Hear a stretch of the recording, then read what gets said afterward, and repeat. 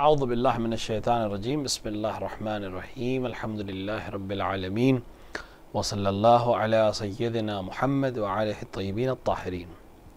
عقائد میں ہماری بحث سب سے اصول دین کے پہلے حصے یعنی توحید پر چل رہی تھی۔ ہم نے بحث میں یہ چیز بحث کی اور آپس میں گفتگو کی کہ آخر خدا شناسی کی ضرورت کیوں ہے، اور اس کی بات یہ واضح ہوئی کہ انسان کی فطرت میں ہے کہ وہ خدا کو پہچاننے کی کوشش کرے اور اس تک پہنچنے کی کوشش کرے جس نے اسے اس دنیا میں بھیجا ہے، تاکہ انسان کی زندگی کے جو مقاصد ہیں وہ اس کو ایک حد تک سمجھ میں آ سکیں۔ اگر ہم خدا یا اپنے معبود یا اپنے مالک کی طرف جستجو نہیں کریں گے تو ہم اپنی معرفت اور اپنے ہدف سے بھی آشنا نہیں ہو سکتے۔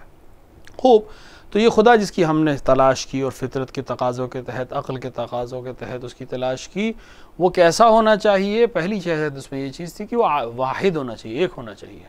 دو خدا کا تصور ہمارے درمیان نہیں ہے، اور دو خدا کا تصور ویسے بھی باطل ہے۔ کیوں دو خدا کا تصور باطل ہے؟ کیونکہ اگر کوئی ایک خدا ہے اور دوسرا کو بھی ہم دعویٰ کریں کہ وہ خدا ہے، تو ایک امر میں دونوں میں امکان ہے کہ تضاد ہو، یعنی ایک دوسرے کے مخالفت کریں، اپوزیشن میں آ جائیں۔ خوب، دو چیزوں سے خارج نہیں ہے۔ ایک شخص ہے وہ کہہ رہا ہے میں خدا ہوں، ٹھیک ہے، دوسرا کہہ رہا ہے میں بھی خدا ہوں، ٹھیک، یہ کہہ رہا ہے خدا، یہ کہہ رہا ہے میں بھی خدا۔ یہاں پر ایک کچھ بادل کے ٹکڑے ہیں جس میں سے بارش ہونی ہے۔ یہ خدا کہتا ہے بارش ہو، ٹھیک، اور اسی وقت یہ خدا کہتا ہے بارش نہ ہو۔ اب دو صورتحال سے خارج نہیں ہے، یا بارش ہوگی یا بارش نہیں ہوگی۔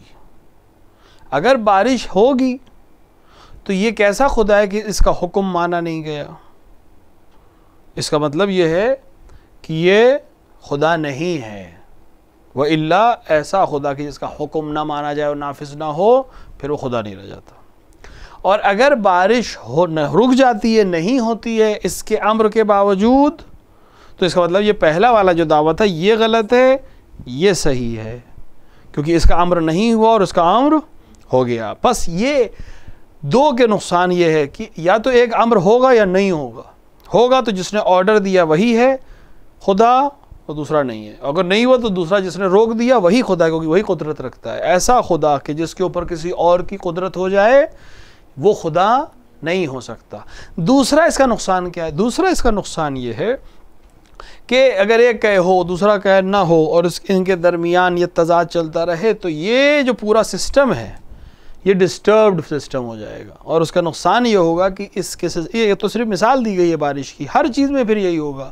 تو وہ سسٹمیٹک جو ایک ناظم کے تحت ہوتا ہے وہ پھر انجام نہیں پا پائے گا۔ اگر ایک جگہ گھر میں ایک آدمی کے کنٹرول میں ہو پورا گھر کا سسٹم، اور مجھے ڈر کے مارے کہنا پڑے گا مثلا گھر کی زوجہ کے پاس سسٹم ہو، اب اس میں دوسرا آدمی بھی دخالت کرے، تیسرا آدمی بھی دخالت کرے، تو پورا گھر کا سسٹم خراب ہو جائے گا۔ کوئی ایک سسٹم اٹھائے گا، کلاس میں ایک مانیٹر ہوگا، کلاس میں ایک وقت میں ایک ہی ٹیچر آ کے درس دے سکتا ہے۔ اگر دو ٹیچر آ کے اکٹھا درس دیں گے تو طالب علم کچھ بھی سیکھ نہیں سکتا۔ ہاں، الگ الگ وقت میں ہو سکتا ہے۔ خوب، یہاں یہ کر لیں ہم کے ساتھ دن کا خدا ہے الگ ہو، رات کا خدا ہو، ایسا ہو سکتا ہے کہ نہیں؟ یہ بھی نہیں ہو سکتا کہ ہم ایک آن کے لیے تصور کریں کہ یہ تھوڑی دیر خدا ہے اور تھوڑی دیر نہیں ہے، تو یہ کمی ہے، اور کمی خدا میں قبول نہیں ہے۔ لہٰذا خدا ایک ہونا ضروری ہے عقلی اعتبار سے بھی، اور نص کی تو خیر ہمارے پاس بہت سی روایات ہیں۔ خوب، تو یہ خدا جو ایک ہے، یہ خدا جو اکیلا ہے، اس کی اکائی میں ہم کس کس چیز کی بحث کرتے ہیں؟ ہم نے تین میں خلاصہ کیا تھا۔ ایک، اس کی ذات میں وہ واحد ہے، نہ کسی سے مل کر بنا ہے، نہ ایسا ایک ہے کہ اس کے جیسا کوئی دوسرا ایک ہو سکتا ہے، نہ عدد والا ایک ہے اور نہ مرکب والا ایک ہے کہ کئی سے مل کے بنا ہو، اور نہ عدد والا جیسے ایک اور ایک اور ایک عدد ہوتے ہیں اس طرح والا بھی ایک نہیں ہے کہ اس کے جیسا کوئی اور بن سکتا ہو یا وجود میں رہتا ہو۔ تو یہ ہوگی ذات کی توحید۔ دوسری توحید ہے صفات کی توحید، یعنی خداوند عالم کی صفات اس کی ذات کے ساتھ ہیں۔ ایسا نہیں ہے کہ ذات الگ ہے اور صفت الگ ہے. البتہ ہم نے عرض کیا تھا کہ بعض صفتیں ایسی ہیں جس کے لیے کسی دوسرے کا تصور ضروری ہے، لیکن وہ تصور ضروری ہونا اس کی یکتائی کے اوپر اور اس کی ذات کے اوپر یا اس کی صفات کی توحید کے اوپر کوئی حرف نہیں لاتا. اس کو سمجھنے کے لیے ہمیں دوسرے کی ضرورت ہے.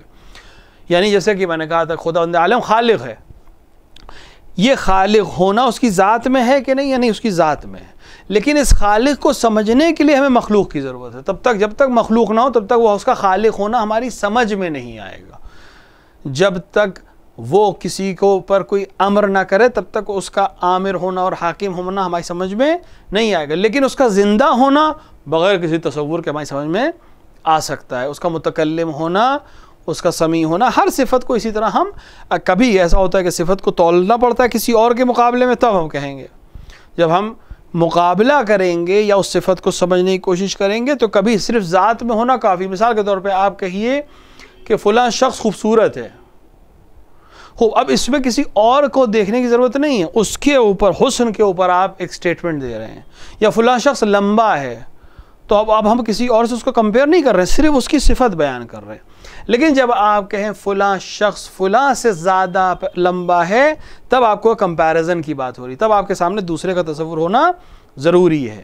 یا آپ کہیں کہ فلاں شخص نے کتاب لکھی ہے، جب آپ کہیں کتاب لکھی ہے تب ہمیں کتاب کی ضرورت پڑے گی کہ پہلے آپ اس کتاب کو دیکھیں تاکہ کہہ سکیں یہ اس کا مصنف ہے. لیکن اگر آپ کہیں کہ فلاں شخص کاتب ہے یا آپ کہیں کہ فلاں شخص لکھنا جانتا ہے تو ضروری نہیں کہ آپ ثابت کرنے کے لیے کوئی چیز رکھیں، لیکن اگر کہیں کہ فلاں کتاب لکھی تو اس کتاب کو پیش کرنا آپ کے لیے ضروری ہوگا. اسی طرح بعض صفتوں کو سمجھنے کے لیے ممکن ہے کسی دوسرے کی ضرورت پڑے، لیکن اس سے خدا کی صفت کی وحدانیت کے اوپر کوئی حرف نہیں آتا. اور تیسری بحث جو تھی وہ تھی کہ خداوند عالم افعال میں بھی واحد ہے، یعنی اس کو کسی کی ضرورت نہیں ہے، اور عالم میں جتنے بھی فعل ہیں اس کی نسبت خدا کو ہی دی جائے گی. لیکن اس شرط کے ساتھ اور فرق کے ساتھ جو امامیہ کا دیگر تمام مذاہب اسلامی سے ہے کہ ہم نسبت جب خدا کی طرف دیتے ہیں وہ اس عنوان سے دیتے ہیں کہ وہ عمل کرنے کی طاقت اور سورس خدا کی طرف سے ہے، وہ کسی کا محتاج نہیں ہے. باقی سارے بندے عمل کرنے میں اس کے محتاج ہیں، لیکن عمل میں یہ بندہ مختار ہے اور ذمہ دار ہے. خدا نے اس کو طاقت دی ہے اور اختیار دیا ہے، لہٰذا اگر یہ عمل خیر کرتا ہے تو اپنے لیے خیر کرتا ہے، خداوند عالم اس کو طاقت بھی دے گا، توفیق بھی دے گا اور بعد میں جزا بھی دے گا. اگر یہ عمل شر انجام دیتا ہے تو اس نے خود شر انجام دیا ہے اور خدا کی طرف ہم اس شر کی نسبت نہیں دے سکتے، اور خدا کو اختیار ہے کہ وہ اس بندے کو جو اس نے غلطی کی اس کی سزا دے. لیکن چونکہ خدا نے طاقت دی ہے لہٰذا ہم اس عنوان سے اس کی طرف منسوب کر سکتے ہیں، وَإِلَّا یہ انسان کا مختار ہے اور اپنے عمل میں آزاد ہے. اس کے بعد ایک بہت اہم بحث ہے جس کو آج ہم شروع کر رہے ہیں، انشاءاللہ کہ 1 یا 2 جلسے میں یہ بحث تمام ہو جاتی ہے. وہ توحید کے بعد دوسری چیز جو آتی ہے اصول دین میں وہ ہے عدل. عدل کا کیا مطلب ہے؟ اس کو سمجھنے کے لیے 2 چیزوں کو سمجھنا ضروری ہے. ایک پوری بحث ہے، ایک پورا چیپٹر ہے جس کے اوپر اہل سنت کے اندر 2 گروپس ہیں، اور ان میں سے ایک گروپ جو ہے کافی نزدیک ہو جاتا ہے امامیہ کے اور اس اسکول آف تھاٹ کو، اور ہمارے امامیہ کی تھاٹ جو اس معاملے میں ایک ہے. دوسرا جو اشاعرہ کا گروپ ہے وہ بالکل الگ ہے. کیا ہے وہ بحث؟ ایک بحث ہے، عنوان اس کو یاد رکھنا ضروری کیونکہ یہ بحث آتی ہے، حسن و قبح، حسن و قبح عقلی. یہ بہت امپورٹنٹ چیز ہے. حسن کا مطلب ہے اچھائی، نیکی.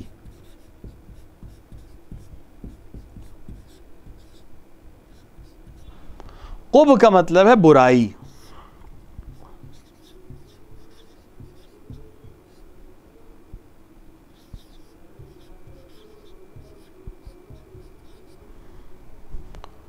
عقلی کا مطلب یعنی عقل جس کو سمجھ سکے.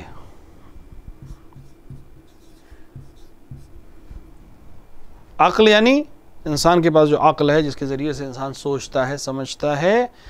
اب اس کو الیبریٹ کرنا ضروری ہے. حسن و قبح عقلی کا مطلب کیا ہے؟ ہم کہتے ہیں سچ اچھی چیز ہے کہ بری چیز ہے؟ اچھی چیز ہے. خوب جھوٹ بری چیز ہے کہ اچھی چیز ہے؟ بری چیز ہے. خوب اس سچ کو اچھا سمجھنے کے لیے یا اچھا کہنے کے لیے ضروری ہے کہ پیغمبر نے آپ سے کہا ہو کہ اچھا ہے اس لیے اچھا ہے، یا آپ کی عقل بھی سمجھتی ہے کہ یہ اچھا ہے؟ عقل. اس کی دلیل کیا ہے؟ دلیل یہ ہے کہ وہ لوگ جو مسلمان نہیں ہیں، جو رسول اکرم کو رسول نہیں مانتے، وہ بھی کہتے ہیں کہ سچ اچھی چیز ہے.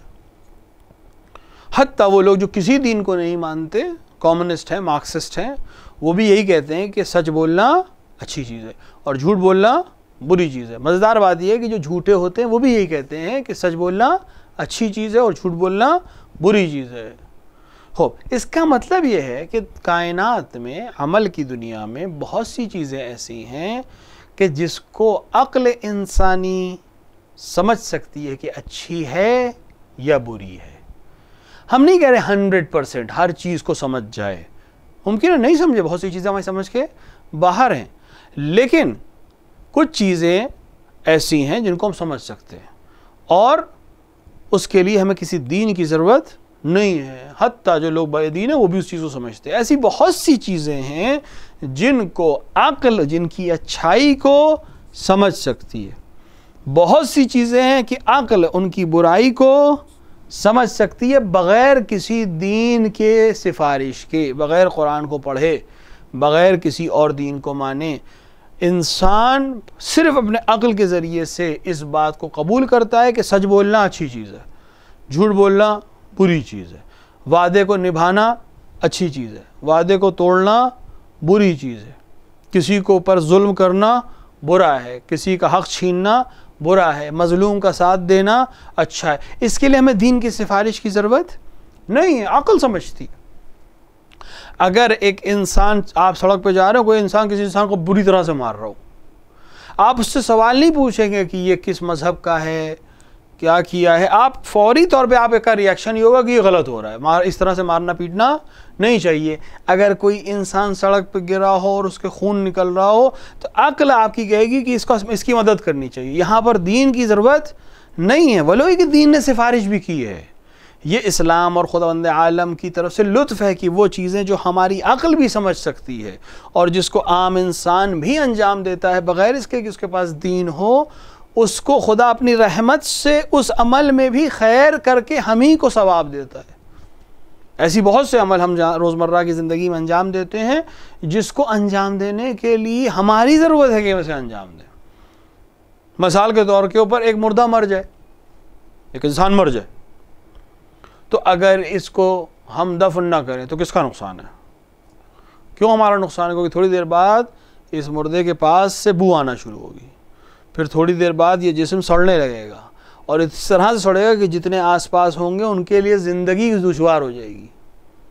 لہٰذا انسان کی ضرورت ہے کہ یہ انسان دفن کیا جائے. اب چاہے دفن کیا جائے، چاہے جو دوسرے مذہب کے لوگ جو بھی کرتے ہوں اس کے ساتھ، بالآخر اس کے جسم کو ختم کرنا ضروری ہے. اس جسم کو، جس میں روح نہیں ہے، اس کو ختم کرنا، چاہے جلا کر، چاہے دفن کر کے، چاہے پانی میں ڈال کر، اس کو ختم کرنا، عام انسانوں سے دور کرنا ضروری ہے. تو ضرورت کس کی ہوئی؟ انسان کی ضرورت ہوئی.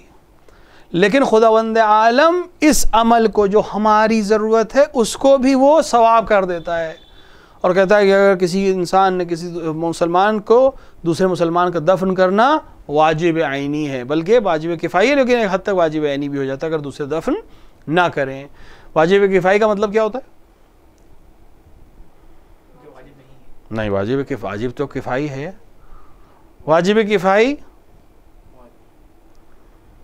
بولیے. نہیں، واجب کفائی اس کو سمجھنا ضروری ہے. ٹھیک ہے کہ یہ بحث جو ہے وہ فقہ کی ہے، لیکن ہم لوگ کے درس میں دونوں چیزیں پڑھائی جا سکتی ہیں. دیکھیں، ایک دفعہ ایک ہوتا ہے واجب عینی، ایک واجب ہوتا ہے واجب کفائی. عینی یعنی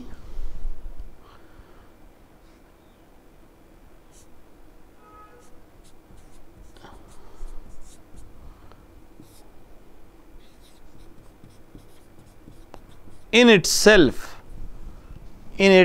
واجب ہے، on need واجب ہے. اس کو آسان سمجھیے. مثال کے طور پر نماز واجب ہے، نماز صبح واجب ہے، نماز ظہر واجب ہے، نماز عصر واجب ہے، نماز مغرب واجب ہے، نماز عشاء واجب ہے۔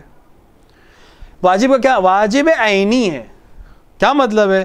یعنی مجھے بھی نماز صبح پڑھنی ہے، آپ کو بھی نماز صبح پڑھنی ہے، آپ کو بھی پڑھنی ہے، آپ کو بھی پڑھنی ہے۔ میرے پڑھ لینے سے آپ کی نماز ختم نہیں ہوگی، آپ کے پڑھ لینے سے میری ادا نہیں ہوگی۔ ہر مکلف پر، سب پر یہ واجب ہے۔ تو واجب عینی ہے، یعنی کسی ایک کے پڑھ لینے سے دوسرے کی گردن سے نہیں اترے گا۔ ہر فرد پر جو بالغ ہو، عاقل ہو، اس کے اوپر اس کا عمل انجام دینا ضروری ہے، چاہے وہ جس طرح سے انجام دے، بیٹھ کے پڑھے، لیٹ کے پڑھے، اس سے مطلب نہیں، اسے پڑھنا ہی پڑھنا ہے۔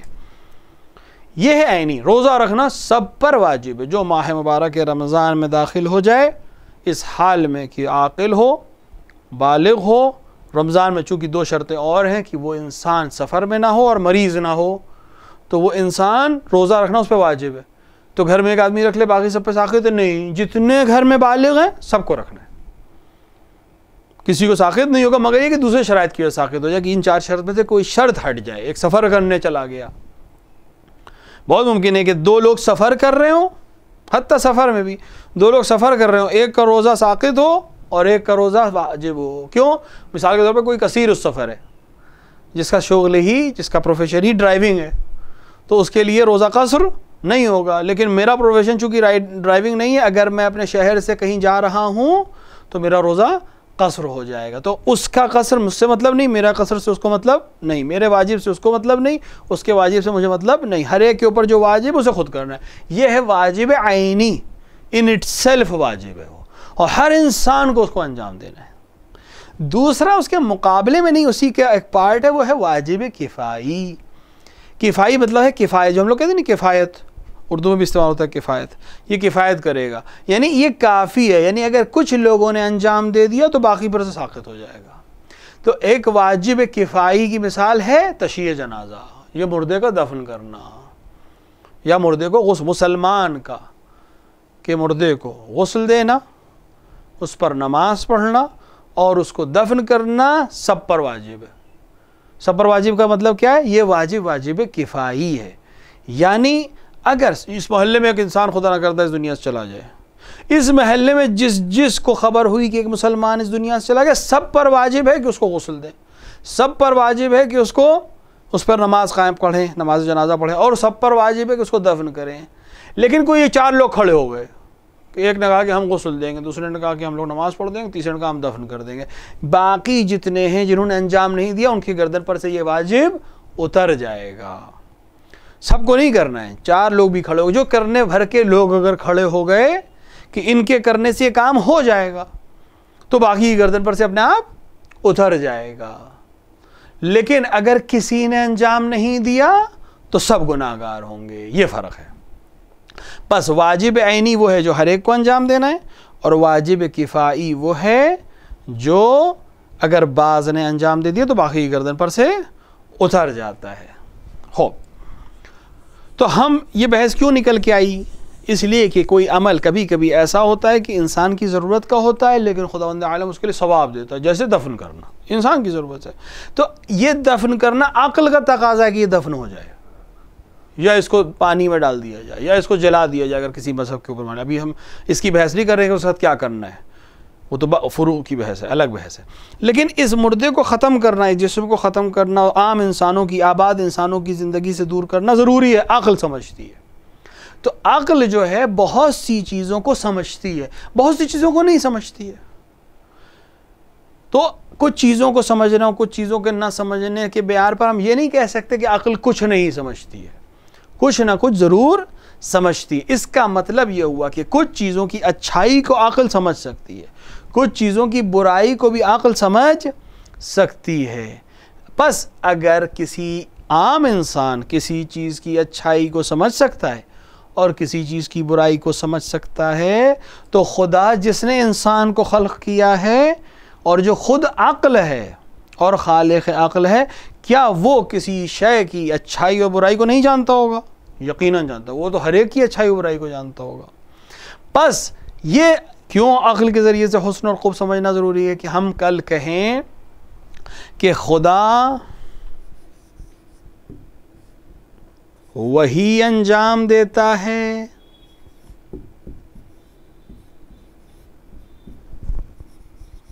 جو حسن ہوتا ہے. پس خداوند عالم وہی انجام دیتا ہے جو حسن ہوتا ہے. یعنی اب آپ کہیں کہ اس کا مطلب کیا ہوا؟ کچھ اس کا برعکس بھی کہا جا سکتا ہے. کچھ لوگ کیا کہتے ہیں اس کے مقابلے میں؟ فرق ہے دونوں کو، ان دونوں اسٹیٹمنٹس میں ایک فرق ہے، اس کو سمجھنا ضروری ہے. خدا جو انجام دیتا ہے وہ حسن ہے. کیا فرق ہے دونوں میں؟ سمجھ میں آ رہا ہے فرق دونوں اسٹیٹمنٹس کا؟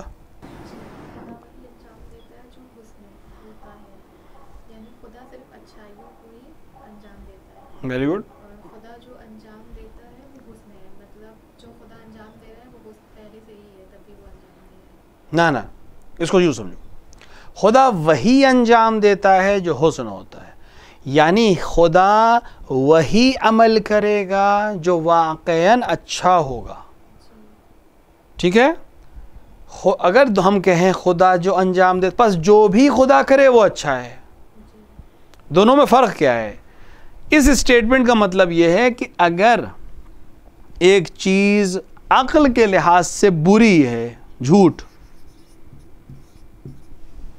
تو خدا اس کو انجام نہیں دے گا. کیوں؟ کیونکہ یہ حسن نہیں ہے. عقل سمجھتی ہے کہ جھوٹ بری چیز ہے، پس خدا کبھی جھوٹ نہیں بولے گا. اگر ہم اس اسٹیٹمنٹ کو مان لیں کہ خدا جو انجام دیتا ہے وہ حسن ہے، تو خدا اگر جھوٹ بولے اعوذ باللہ تو یہ کہیں گے کہ حسن ہے، کیونکہ خدا نے اگر کیا ہے تو صحیح کیا ہے. ہم کہتے ہیں نہ، خدا وہی کرتا ہے جو اچھا ہوتا ہے. یہ اسٹیٹمنٹ جو آیا یہ وہی بحث ہے.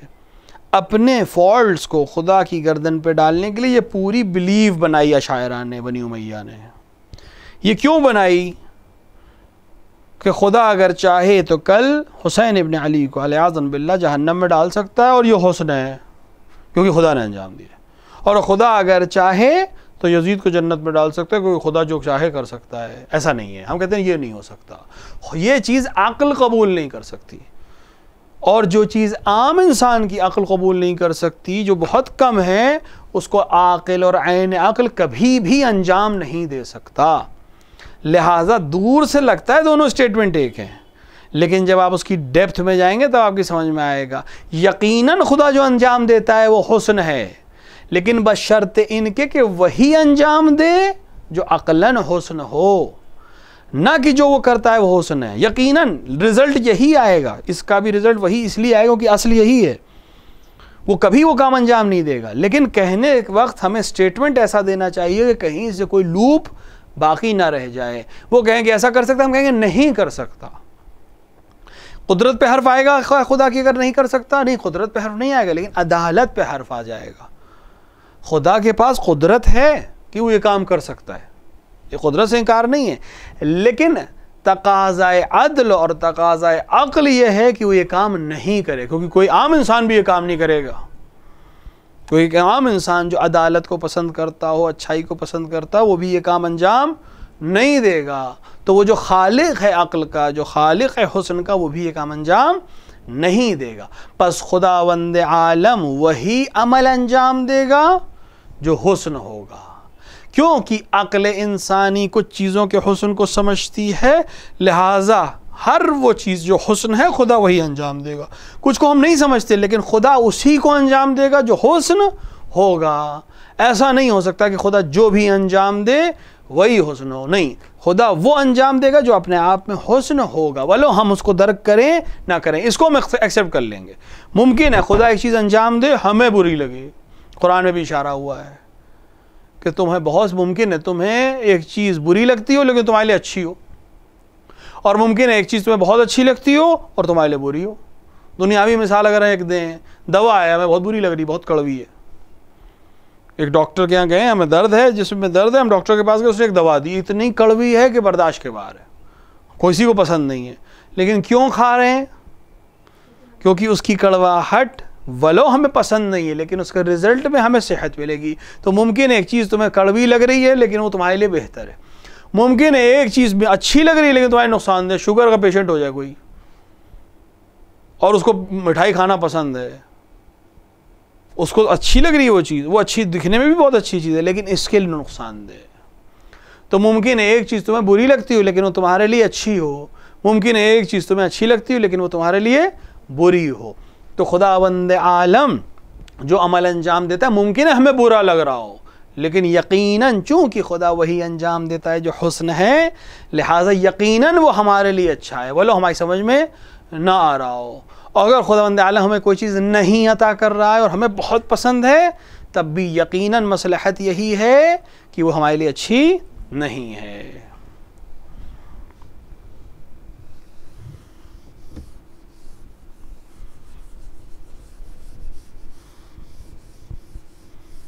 یہ حسن قوب عقلی سمجھ میں آ گیا, کلیئر ہے؟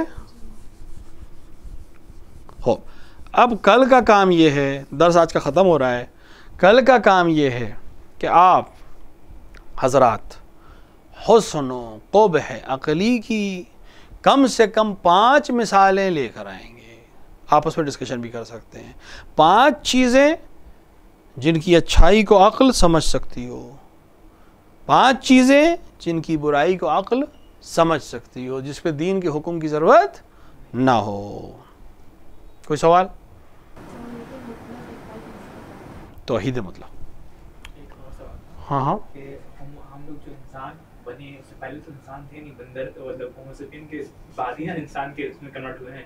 تو خدا نے کیسے بنایا انسان کو؟ پہلے تو آئے نہیں انسان. نہیں, یہ آپ نے 2 چیزوں کو ملا دیا ہے. آپ نے سائنس کے ایک عرض کیے جو تھیوری کو انسان کی خلقت کی تھیوری سے ملا دیا ہے. سائنس کہتی ہے, حالانکہ اس کا ثبوت کوئی نہیں ہے, سائنس یہ کہتی ہے کہ ہم پہلے ہومو سیپینس تھے, پھر ہم نے ترقی کی اور ہم انسان بن گئے. اس کی ان کے پاس کوئی تھیوری, ان کے پاس تھیوری ہے لیکن ان کے پاس اس کا کوئی ثبوت نہیں ہے. اسلام کے عنوان سے اور دیگر بہت سے ادیان کے حساب سے خداوند عالم نے بغیر کسی نمونے کے جناب آدم کو خلق کیا, بالکل ویسے ہی خلق کیا جیسے آج کے تمام انسان ہیں.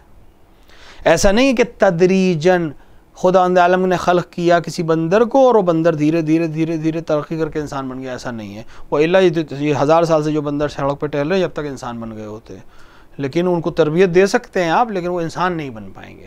تو یہ جو تھیوری ہے سائنس کی, یہ اسلام قبول نہیں کرتا, بلکہ کوئی بھی مذہب قبول نہیں کرتا. خدا نے بغیر کسی نمونے کے, بغیر کسی اگزامپل کے جناب آدم کو ویسے ہی خلق کیا جیسے اس وقت کے تمام انسان ہیں, اور وہ تمام انسان بے عنوان انسان ایک جیسے ہیں, یعنی اسی طرح کی شکل, اسی طرح کی حیبت ان کی. جناب آدم بھی بالکل ایسے ہی تھے جیسے ہم ہیں. ممکن ہے قد کا فرق ہو, رنگ کا فرق ہو, یہ چیزیں ہوں, لیکن بعنوان انسان سب ایک جیسے تھے. تو جناب آدم کو ڈائریکٹ خلق کیا ہے خداوند عالم نے, بغیر کسی اگزامپل کے, بغیر کسی نمونے کے, بغیر کسی سانچے کے. سائنس کے لحاظ سے ایک تھیوری, اس کے کوئی ثبوت نہیں ہے کہ کس وجہ سے یہ ایولیوشن ہوا, صرف ایک ذہن کی تھیوری ہے, ایسا نہیں ہے. ممکن ہے دیکھیں انسانوں نے تدریجاً بہت سی چیزیں سیکھی لیکن ان کے رہنے سہنے کے سٹائل بدلا ہے, لیکن بعنوان انسان ان کے کسی فیچر میں فرق نہیں آیا. یہ تھیوری ہے سائنس کی صاحب, آج سے بہت سال بعد وہ جو باہر رہنے والی دنیا کے لوگوں کے سر ایسے ہوں گے, کسی نے دیکھا ہے؟ تخیل ہے.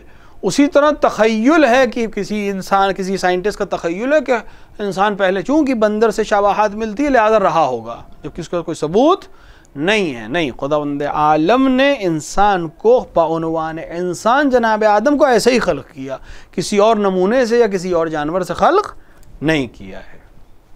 خوب, توحید مطلق. توحید مطلق کا مطلب یہ ہے, ہماری بحث توحید مطلق کی آتی ہے توحید افعالی میں, یعنی خداوند عالم عمل میں کسی کا محتاج نہیں ہے. توحید مطلق کا مطلب یہ ہے کہ دنیا میں ہر فعل کی نسبت صرف اور صرف خدا کو دی جا سکتی ہے. کوئی غیر خدا اس لائق نہیں ہے کہ اس کی طرف عمل کی نسبت دی جا سکے. یہ ہے توحید مطلق، یعنی خداوند عالم واحد ہے جو فعل کو انجام دینے میں کسی کا محتاج نہیں ہے، کسی کی ضرورت اسے نہیں ہے. لیکن دوسرے جو مخلوقات ہیں جب وہ فعل انجام دیتے ہیں آزاد ہیں، مختار ہیں. پس توحید مطلق کا مطلب یہ ہوا کہ دنیا میں یا پوری کائنات میں کسی کی طرف اگر فعل کی نسبت بغیر کسی شرط اور قید کے دی جا سکتی ہے تو وہ خدا ہے. اسے کسی کی ضرورت نہیں ہے، کسی سہارے کی ضرورت نہیں ہے، کسی سپورٹ کی ضرورت نہیں ہے، جو چاہے کر سکتا ہے. البتہ وہاں وہ بحث آئے گی حسن و قوہ عقلی والی، وہاں بھی آئے گی، عمل میں بھی، وہ انشاءاللہ ہم لوگ کل کریں گے. باقی جتنے لوگ عمل انجام دیتے ہیں وہ محتاج ہیں خداوند عالم کے لطف و کرم کے. لیکن اس چیز کو بھی ذہن میں رکھنا کہ محتاج ہونے کا مطلب یہ نہیں ہے کہ وہ مختار نہیں ہے، مختار ہیں. لیکن اگر خدا اجازت نہ دے، یعنی طاقت اس نے نہ دی ہوتی، اس نے سانس نہ دی ہوتی، اس نے طاقت نہ دی ہوتی تو یہ انجام نہیں دے پاتا. بس یہ محتاج ہے، ایک آن کے لیے صحیح محتاج ہے، اور خداوند عالم کسی کا محتاج نہیں ہے. تو باقی مخلوقات محتاج ہیں عمل میں، اور خدا محتاج نہیں ہے. وصلی اللہ علی سیدنا محمد وآلہ الطیبین الطاہرین.